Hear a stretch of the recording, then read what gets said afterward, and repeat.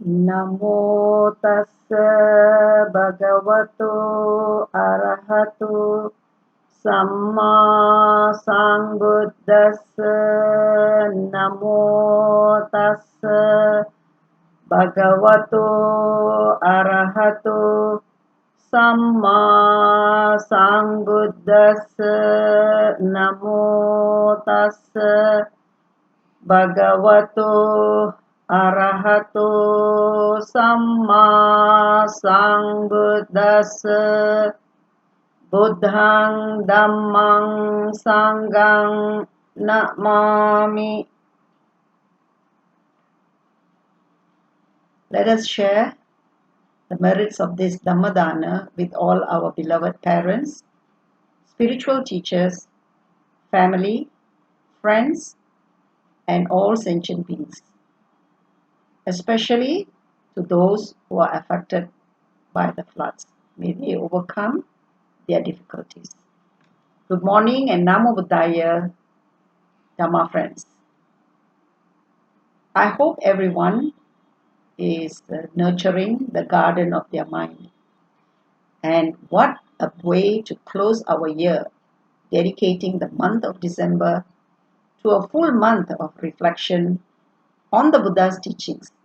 And with this, we step into 2022 with a lot of confidence.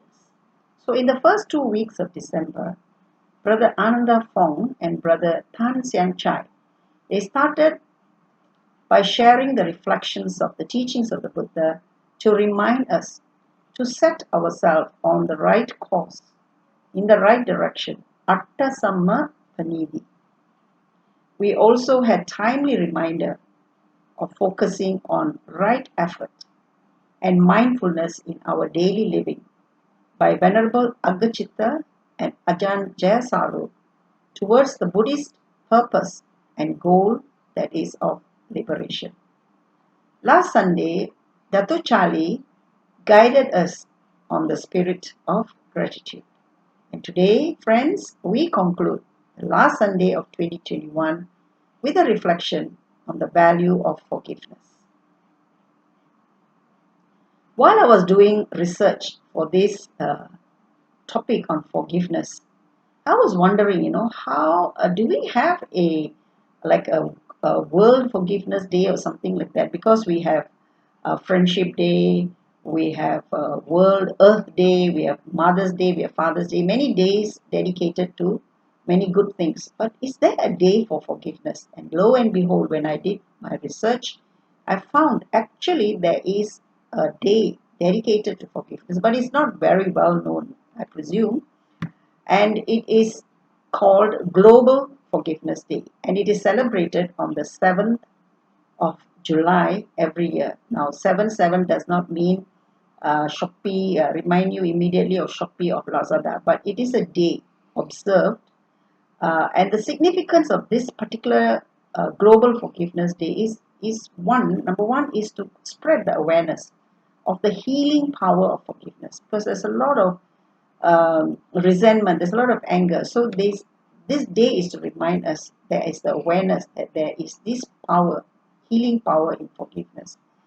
And it also a day to remind us that forgiveness requires genuine effort.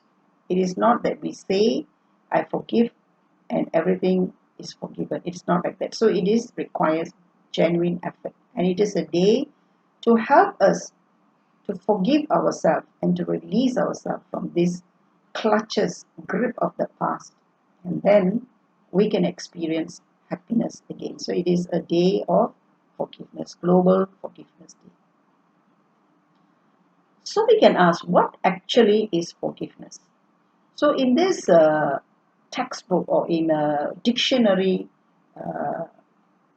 definition, forgiveness is the conscious, a deliberate decision to release feelings of resentment, feelings of vengeance towards a person or towards a group of people, regardless.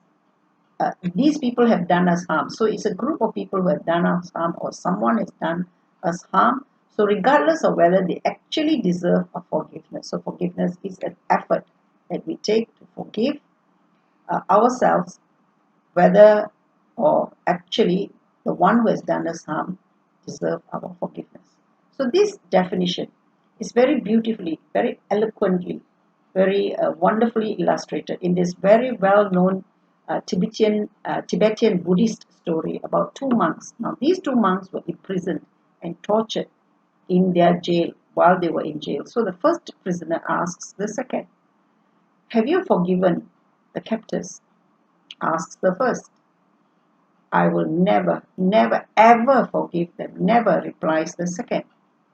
"Well, I guess they still have you in prison, don't they?" says the first.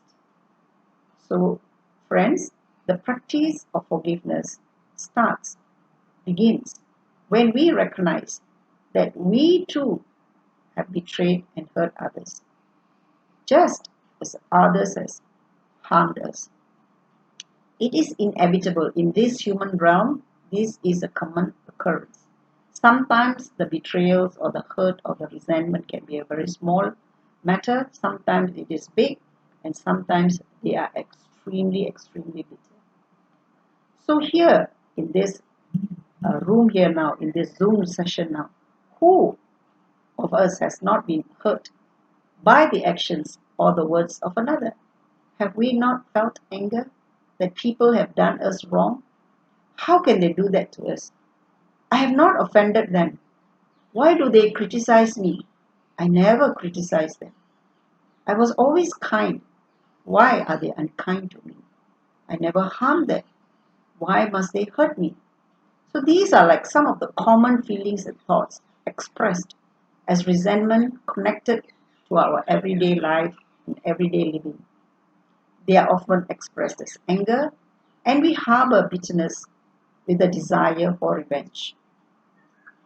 So let's see what are the signs that we are actually harboring resentment or anger. If we can recognize it, then it's good that we can correct ourselves. So the first thing that we can know for ourselves that we are harboring anger and resentment is the inability. We find it very hard to stop thinking about that event, that particular event that triggered this very, very strong emotion within us. So we cannot stop thinking about it. And because we cannot stop thinking about it, it it recurs. Because it recurs, then there is this feeling of anger. Whenever we think about it, there's anger will arise in us. And there is a lot of fear and there's a lot of regret.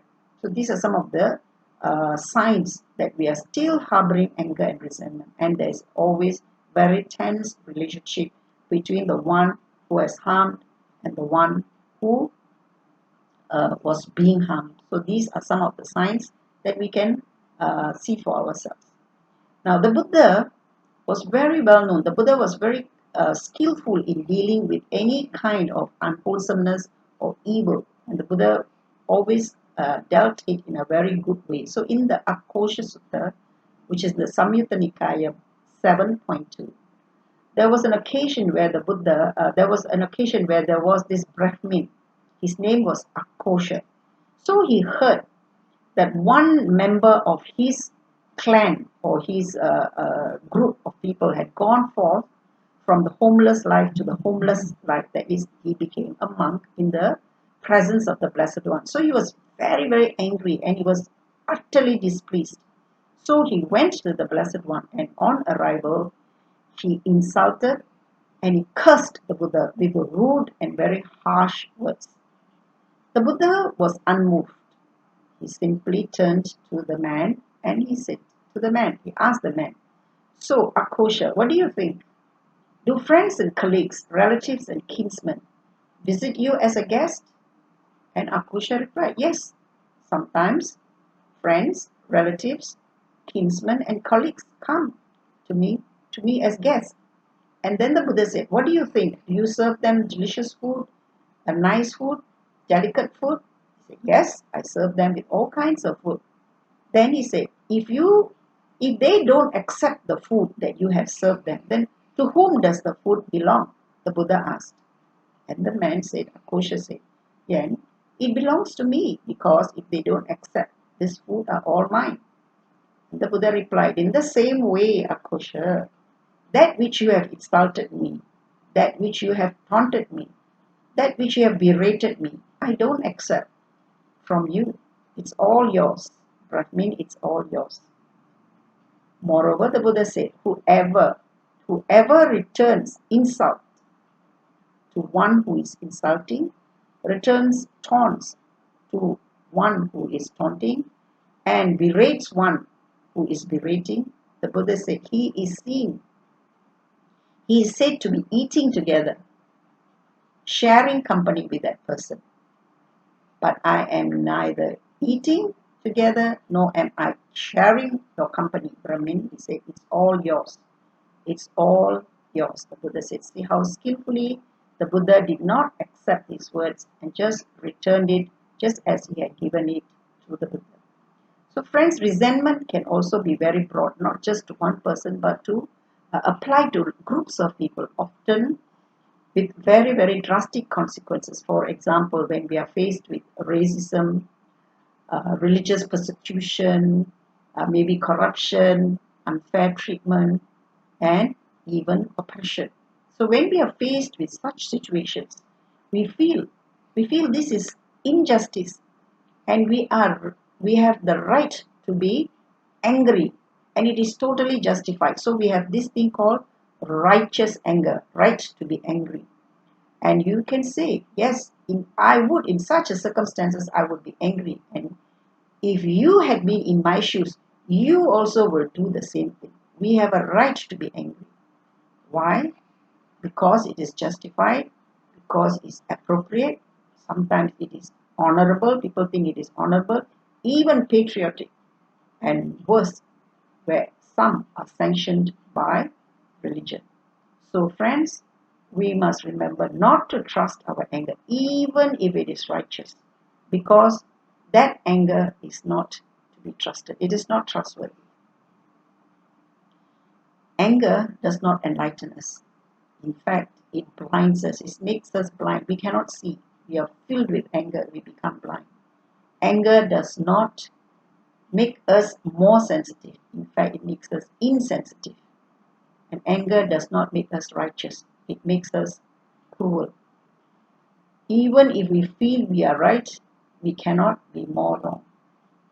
So let me just give you a quick example. In Africa, there is a country called Rwanda. In 1994, due to interracial tensions, there was two groups of people, two groups of ethnic groups, and each one of them were fighting with each other. So there's a lot of interracial, intertribal tensions. And just in a period of about 100 days, one ethnic group was slaughtered by members of another group. You know how many of them were killed? It was not 100, it was not 1,000, it was not 10,000. 500,000 to 800,000 people died on one side, and another estimated 1 million from the other side. When there was a retaliation, another 1 million of them died. The scale and the brutality of this genocide caused much shock worldwide. Most of the victims were killed by their own friends in their villages and towns, wherever they lived, their neighbors, their friends, many of them hiding in, by their fellow villagers. And there were armed groups looking and searching for people, even those hiding in the churches, even those hiding in the schools. They were slaughtered with machetes and with rifles. They were shot with their rifles. And needless to say, sexual violence was rife. It is reported that almost 500,000, 500,000 women were raped during this genocide. And it was even worse. Some husbands even killed their own wives of another tribe just to protect and save themselves. So in the name of righteous anger, justified anger, many, many lives were lost. Properties were destroyed. Whole families were destroyed. And the country was devastated. It was like witnessing hell in this world. So, friends, we must ask, why forgiveness? When we have been repeatedly bullied, maybe taken advantage of, and we feel very small, it is very hard, isn't it, not to be disappointed, frustrated, dejected. We ask, why should I forgive people who have done wrong against us? In the word forgive, friends, there is the word give. Forgiveness is not about giving something or an advantage to another person or to the other person. It is about giving to ourselves. Forgiveness is for our own sake, our own mental health, a way to let go of the pain that we carry. We give ourselves peace and we give ourselves acceptance. That then we bring harmony, we bring dignity, and we bring peace to our lives just by giving. We forgive ourselves first. Then, when we forgive, we also free ourselves from this resentment. I no longer resent what you did to me. The words that you used, the behavior that you have shown, the action that you have taken, it has affected my life. It has injured me. It has hurt me. But nevertheless, I forgive. I give myself this gift and the right to live free from resentment, free from the bondage, free from the clutches. We are imprisoned by our grudges. And when we forgive, we release ourselves and we free ourselves, friends. When we forgive, we also empower ourselves. Our mind is empowered because the forgiveness comes from the mind. Resentment and anger has power and grip over us. When we forgive, it releases us. And therefore, we are empowered with compassion, with understanding. And also, from time to time, we must check whether we still are empowered. We have this empowerment within us. Because sometimes these things we say we forgive, but they are somewhere hiding the back of the mind in the depth of our hearts. And even when we remember, when we forgive, when we remember, when we are not tortured by it, when we are not suffering as a result of it, then we are truly empowered by this forgiveness. Also, forgiveness, we think, is the past. The action that hurt, that pain is in the past. But when we forgive, we go into the future. It is about the future. When we live in the past with all this darkness within us. And when we forgive, our future literally changes. There is a lighter load. We feel so happy. We cast aside all our burdens. And we are no more chained to the past. We release ourselves. So in this, we go into the future with joy and happiness. So in the Dhammapada, verse 3, the Buddha said, Akochina, Avadina, Ajinima, Ahasime. If we keep on saying, he abused me, he robbed me, he defeated me, he did this to me, he did that to me, we have all these thoughts in our mind playing again and again and again. And then we become victim. We play victim in our mind. We play prisoner in our mind. We cast ourselves. And sometimes we feel very nice, we feel kind of gratified that this pain is with us, and we think we are justified in keeping this pain with us. And the Buddha said, the enmity of those harboring such thoughts, it cannot never be appeased, the Buddha said. So let me tell you a story, a true story. This is the true story of my friend who was married to a very abusive and utterly cruel man. I consider him a cruel man. He used to regularly beat her up badly. She used to come to work with black eyes, swollen arms. At first, I did not notice because I never experienced this kind of thing. But then, people used to tell me, my colleagues used to tell me that she's actually being abused by the husband. And when I confronted and asked her why, what did this happen, she will always give excuses. She would never tell the truth. She will say, oh, I fell down the staircase, this thing. And she will always try to hide the fact that she was abused. And to add insult to injury, This man would shamelessly, he is a shameless person, he would bring women to the house. And she was so afraid and in fear that she would just hide in her room and just sit there quietly and tremble. And she took all this suffering with a very kind of, very patient, very stoic kind of patience. The straw, as they say, breaks the camel's back. One day, she said, enough is enough, because the husband had started to even uh, abuse the daughter. He even began to beat the daughter. So she said, enough is enough. And she left the home with the help of her brothers. And years rolled by, and she even managed to educate her daughter, her only daughter, up to university level.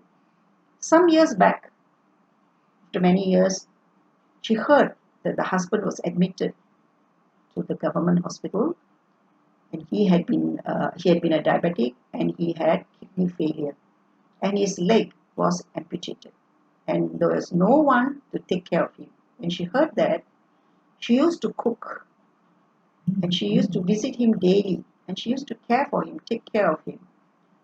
Before he passed on, he regretted his actions, and he asked her for forgiveness. Simply, in her simple heart, she had forgiven him, and she took care of him until he passed away in hospital. So one day I did ask her, when I heard about this, I asked her, how come, or what made you, despite all the cruelty he had inflicted upon you, why did you continue doing this? And she said, well, I had married him, I care for him, I still care for him. Although he had many brothers, he had many sisters, he had many friends, but nobody cared for him when he was in difficulty, when he was all alone. So I could not bear to see him, especially when he is so sick. And it said, is the least I can do for someone who I had shared my life with. That was the answer. And it really, shows the depth of her humanity that she has. So, friends, now that we know what is forgiveness, how can we forgive? We can talk about forgiveness, but how do we do it? So let's look at some of the few ways in which, or methods in which uh, we can overcome our anger and we can forgive. So one of the ways is we can reflect and reflect on the teachings of the Buddha. So on many occasions, the Buddha has explained to us about the disadvantages of about being an angry and vengeful person. And some of his admonitions were, for example, in the Dhammapada verse 5, the Buddha said, hatred never ceases through hatred. In this world, love alone, through love alone, they cease. This is the eternal law. And this eternal law, my dear friends, does not have a master's degree. It does not have a PhD degree, nothing. It does not have all this. It is the eternal law, the Buddha said. In the verse 221, the Buddha said, give up anger, abandon conceit, overcome all your defilements and fetters, all the ills of life, that is dukkha. Do not befall one who does not cling to the body and to the mind, and it is free from all moral defilements. So the Buddha uttered this verse when there was this lady by the name of Rohini. She was the sister of Venerable Anuruddha, and she was a leper. In this life, she was a leper. But in previous life, she had been a very jealous person. She was very angry with this queen who was very beautiful, who was with a dancer she was a queen, and she was jealous of the dancer, and she put itching powder in the dancer's bed and all over her body. And not only that, she laughed at her and was very happy when she saw her suffering. So in this life, she was a leper. And again in Dhammapada verse 223, the Buddha said, conquer the angry one by not getting angry. Conquer the wicked by goodness. Conquer the stingy by generosity. The liar by speaking the truth. So when we can recollect and reflect on the teachings of the Buddha, we can also think, such is the greatness of the Buddha. Me, a simple person, why do I not forgive? So this is one of the ways we can forgive others. Another way is compassion for others and for ourselves. When we reflect, maybe this person who has caused me harm has suffered in the hands of others. Maybe something has disturbed their minds. Maybe they have been hurt. So when we reflect that there is another suffering being just like me, suffering, hurt, when we can say we have this empathy and sympathy, knowing that they are suffering in their own way, they are suffering. We try to find something good in them, the way they think, the way they speak, or the way they act. Nobody is all bad and nobody is all good. There is some good in people, there is some bad in people. So what we do is to find the good in them and ponder on its value. Ignore bad qualities. This is a natural weakness that is found in almost all of us. We are not free from all this. So thinking thus, when we think and we reflect, we can have kind thoughts towards this person, and eventually and naturally we may forgive. Anger, violence, abuse, betrayal, all these are motivated by an ignorant and confused mind and intentions. When a mind is not confused, when it is a weakened mind, it will never intentionally cause any harm. If there is wisdom, there is compassion. Unfortunately, friends, compassion is not available in supermarkets. You cannot find it in Eon. You cannot find it in Jaya Grocer. You have to generate the compassion in your heart. You have to stop. You have to stop and look within and see the suffering of the other person. If we are always too busy, we are carried away by our craving, we are always angry, then we have no time to stop and look at the suffering of oneself and the suffering of others. So when we look within and we see our suffering, we see the suffering of others, then we know that any amount of punishing, any amount of vengeance is never the answer. And then we can probably, slowly, we can forgive. Another way the Buddha said is by reflecting this. When that person committed that unwholesome act, he acted with a tainted mind, a defiled mind. Then why should I also taint and defile my own mind because of that person's foolishness? Foolish person committed and did an unwholesome act. Now I also do the same thing by being angry and by being full of resentment. I myself am subject because sometimes I also make people angry with me. I also have people who on my account, they also shed tears. I have been offered help, but I refuse.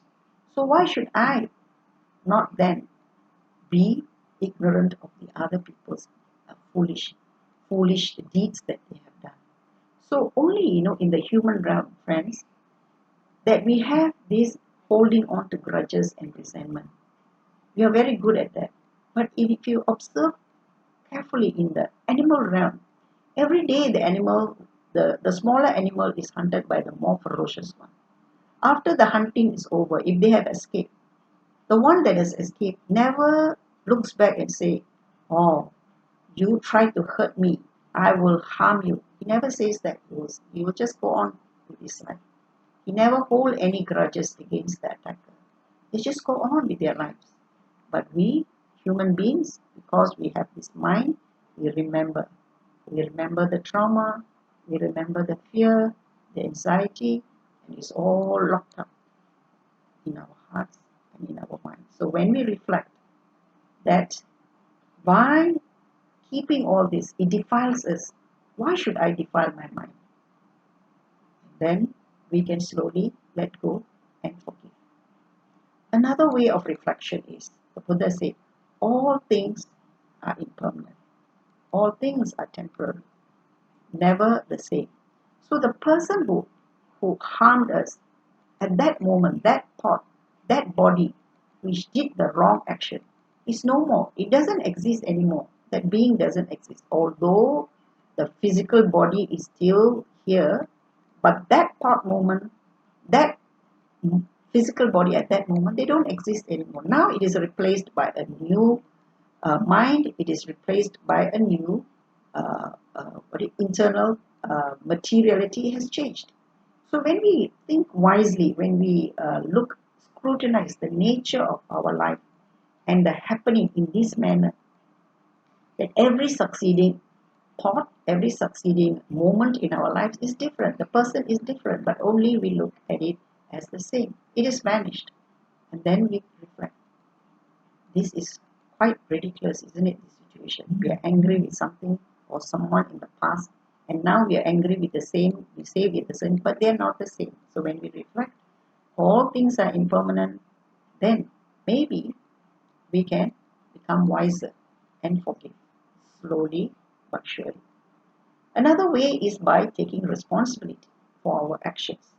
In the Anguttara Nikaya Book of Fives, the Buddha says, I am the owner of the karma, heir to my actions, born of my actions, related my actions, and I have my actions as my refuge. Whatever I do, whether it is evil, whether it is good or bad, I am the heir to these actions. So one should reflect on whether this is a man or a woman, a lay or ordained. The Buddha said, daily we must reflect on this reflection, taking responsibility for our actions. So suppose someone has done some harm to us or some hurt to us, and on that occasion, if we suffer and then we remember, it could be that because of my past unwholesome act, my past unwholesome karmic consequences, now I am now experiencing that unwholesome act that I have done in the past, because now the conditions are favorable towards these conditions arising, and as a result, I am suffering as a result of my past karma. So when we think, now in the past I have accumulated bad karma, I'm experiencing the fruits of that bad karma, and now again, when I am angry, I have resentment, I am revengeful, I am again accumulating wholesome karma, which means that in the future, you will also experience the fruits of these unwholesome acts of thoughts of vengeance and anger. So, when we reflect in this way, we can also uh, have a sense of forgiveness in us. And remember, forgiveness is not to do undo. We cannot undo any of the previous bad karma that we have done. But we can prevent new bad karma from being done. Another way of reflecting is, the Buddha said, the rounds of rebirth, the many rounds of rebirth that we have gone from beginning until now. This Buddha said is infinite. There is no beginning, there is no end. So it is not easy in these rounds of samsaric travel that we have been doing. We cannot find, it's not easy to find one who has not been your mother, your father, your brother, your sister, your son, your daughter, husband, wife. So you will find someone is somewhere related to you because of these so many lives we have lived. Hence, the person that we have now taken as our enemy we could think like that. Maybe this one is my father, or maybe this one is my mother, who in the past have taken care of me, who have cared for me, who have been my mentor. So we can think, and now I hold these grudges against them. And in the future, these rounds of rebirth and accompanying karma will carry on and on. There is no end to this. So let me put a stop to this. So we can reflect in this way. And these rounds of rebirth, this is illustrated by a very incident by the Buddha, very vivid illustration of the law of karma. And it is once the Buddha was giving a teaching in the Jetavana monastery. And at that time, a lady carrying a baby, she rushed into the hall and she placed her baby at the foot of the Buddha. And soon after, another lady, a fierce lady, came running in. And everyone was shocked. All the audience was shocked. What is happening? Why is these two ladies running here? And then the Buddha related the story of these two women. So once in the past, there lived a householder, and his first wife was barren, couldn't bear him any children. So therefore, he took another wife, a second wife. Then the feud started, the enmity started, the anger started, where the elder wife, she caused the abortion of the younger one, and eventually the second wife died in childbirth. And this enmity, and at the time of birth, the second wife cursed and sweat at the first wife and said, "I will never forgive you. I will come after you, and I will hurt your own children." And she died. And in later existences, the two were reborn, one as a hen, one as a cat.